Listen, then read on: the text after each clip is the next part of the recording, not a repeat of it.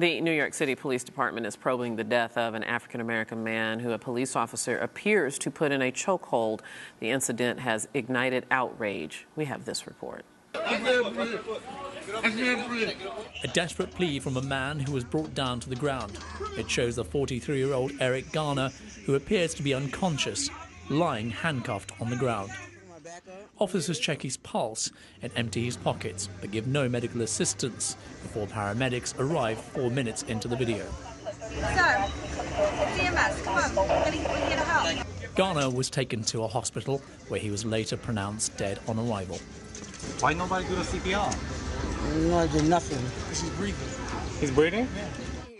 The incident happened when Garner was confronted by police officers responding to a call that he was selling cigarettes illegally. Every time you see me, you want to harass me, you want to stop me trying to sell cigarettes. I'm minding my business, officer. As they attempted to take Garner into custody, Officer Daniel Pantaleo is seen wrapping his arm around the 6'3", 350-pound man's neck. This despite the NYPD's ban on chokeholds. The men and women of the NYPD are handed an enormous responsibility, the responsibility of keeping us safe, but also the responsibility of making very difficult split-second decisions in trying circumstances.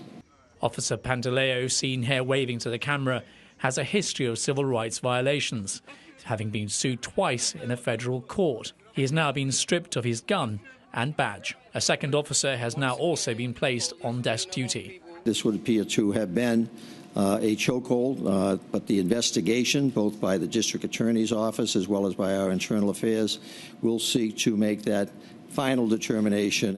Garner, a father of 6, suffered from asthma. Police said he went into cardiac arrest, but the medical examiner has not yet determined the exact cause of death. Meanwhile, his grief-stricken family understandably wants justice and a full-blown investigation.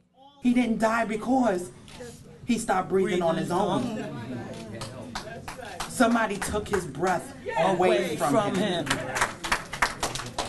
How senseless is that? They shouldn't have did this to my son. My son never hurted a soul, never. New York Mayor de Blasio, accompanied by Police Commissioner Bill Bratton, has promised a full investigation. Eric Garner's funeral is due to be held tomorrow. Akhtar Kahn, Arise America. And Akhtar Kahn joins us here in our Rise News studio. It is so difficult, Akhtar, to watch this video and to see this transpire. It seems like what's at the center of this controversy, besides a man dying over the use of force by law enforcement, is whether or not he was placed in a chokehold. Is there an official definition of what a chokehold is? Well, according to the police and according to the definitions of the chokehold, it's to restrict the trachea. So in that instance, as we've seen in the video, quite clearly Eric Garner is being constricted and held to the ground, and for quite a few seconds the elbow is making connection, if you like, with the neck and restricting his breathing. And that's why he says he can't breathe. But then he says that after the chokehold, if you like, but then that restricts his breathing, his ability to breathe. So restricting the trachea is effectively the definition of a chokehold. And it's important to note that the chokehold is against the policy of law enforcement to use this in restraint. So let's talk a little bit about what is reasonable force. What's the general policy? The U.S. Supreme Court back in 1989 set out a case, Graham versus Collin, that effectively outlined what is reasonable force and uses the objective rather than the subjective principle.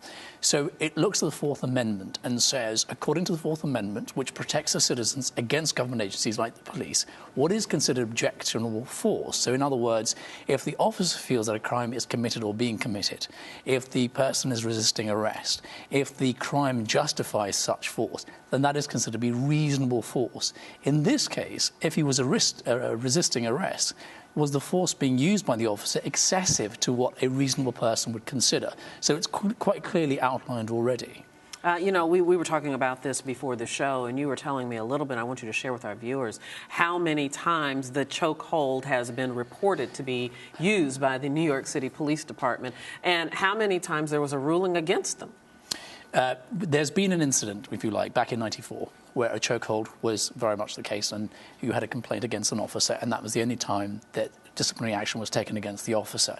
But between 2009 and 2013, 1,022 cases, in Bronx and the Brooklyn mostly, but never in the city itself, were reported against the police in terms of a chokehold. So, but not one single officer has been disciplined as a result. That's but in this case, obviously now the officer in question has had his badge and gun removed, hasn't had restricted duty, as well as another accompanying officer.